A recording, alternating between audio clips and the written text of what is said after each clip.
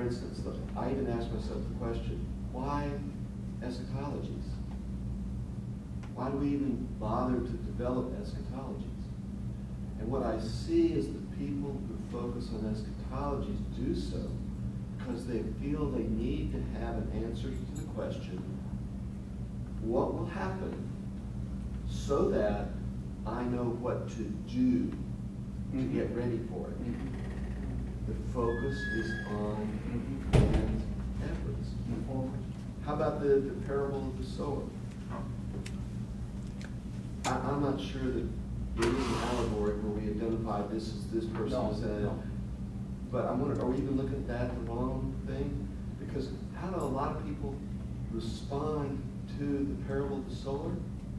Well, let's start developing plans and strategies for how to remove thorns, break up rocky ground, pound rocks in the sand, and go plow the hard paths, plow the roads.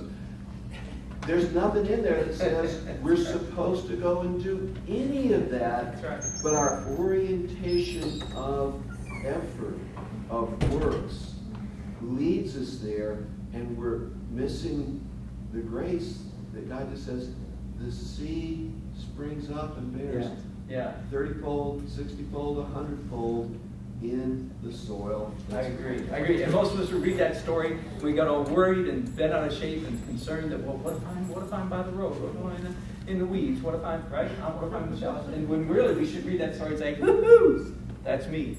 I was going to say, even as you were reading, when you defined your eschatology as the mustard seed, growing up and taking over, in my heart I was realizing just that very moment that I have put more faith in the thorns and the rocks.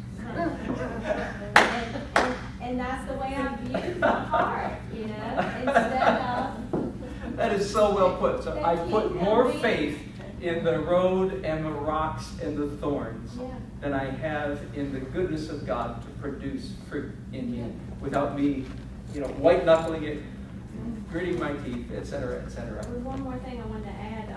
Gary gave us an Andrew Womack CD that's really good on Romans 7, and I love the way he succinctly put it, that we haven't been given a changed life, we've been given an exchanged life. That Jesus' life is exchanged for ours, and we are a new person. We're not just the old person trying to get better. Yeah, exactly. Yeah, way too much. We're all broken, abandoned, broken-hearted children. So we whine and squeak and are in so many ways our tendency. But I'm here to declare we're not essentially broken children. We're essentially good soil. We are, in our essence, we are people, amazing, infinite creatures, created to go toe-to-toe with God for eternity, created to dance cheek to cheek with Jesus forever. The eternal, infinite God will not get bored with you. And how much time is Jesus going to get to spend with you alone? Just you. Well, how much time with you one-on-one? No clue. Infinity. Because he divide infinite time by bazillions of people. What's the answer? Infinite. And Jesus won't get bored with you. He will never get bored. And it's not just you few who are believers in Jesus Christ. I don't know what the answer is, but I just know that God likes everybody. How some manage to get themselves into hell, even for a time, is beyond me. But that's not the essence of my gospel. Is escape from hell. No, the essence of my gospel is escape. Do what you're good soil. Do what you're created to do. Blossom and grow. We're almost done. I want to read, and this is a slight turning, but it fits in. And I've been meaning to do this for several weeks, and I'm going to do something I rarely do. I'm going to quote somebody else verbatim at considerable length. I heard this several months ago and mentioned it at the time, but I want to give it to you again. This is from Chris Vallotton, V-A-L-L-O-T-T-O-N. Chris Vallotton is one of the associate pastors at Bill Johnson's church, and if you can Google him, ibethel.org. And many of us listen to Bill Johnson, the senior pastor of this church, a lot, and I love him. But Chris Valentine tickles me. First of all, he's a very funny guy. He's about my age, although he sounds like he's about 27. When he's from California, he's got some California accent happening.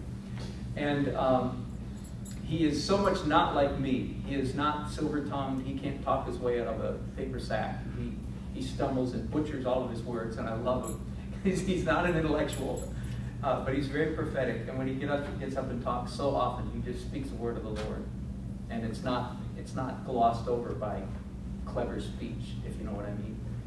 And he's got two sermons on my iPod that I'm not going to erase from Chris Valentine about both of them on eschatology.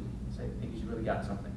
And on April 18th, if you want to look it up, April 18th, there's a sermon out of iBethel called "The Earth is Groaning," and part of his conclusion in his sermon was these 6 points that Chris Valentine says. And I so resonate with them that I think they're worth reading to you. He says, number 1, I will not embrace an end times view that re-empowers a disempowered devil. Wow. Jesus came to destroy the works of the devil.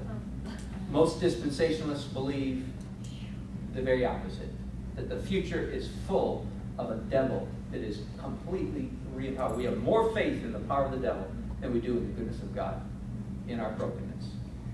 Number 2, I will not embrace an eschatology that takes away my children's future and creates a mindset that takes away an expectancy of leaving a legacy.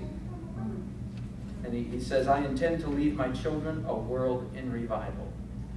We're given an assignment to disciple all nations. We're given a prayer on earth as it is in heaven. God says, I have a future, I have a plan for you. Not destruction, but a future and a hope. That's good eschatology. Number 3, Chris says, I will not allow an interpretation of Scripture that destroys hope for the nations and undermines our command to restore ruined cities. Throughout the Old Testament, when the people of God got right, they rebuilt their cities.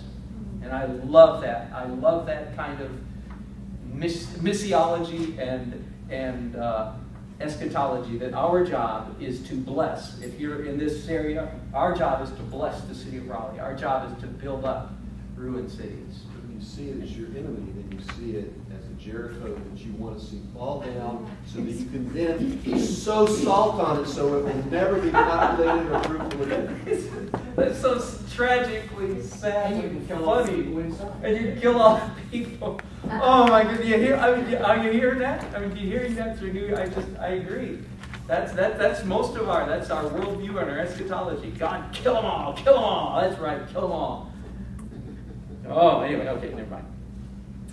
Get hold of yourself here. Number 4.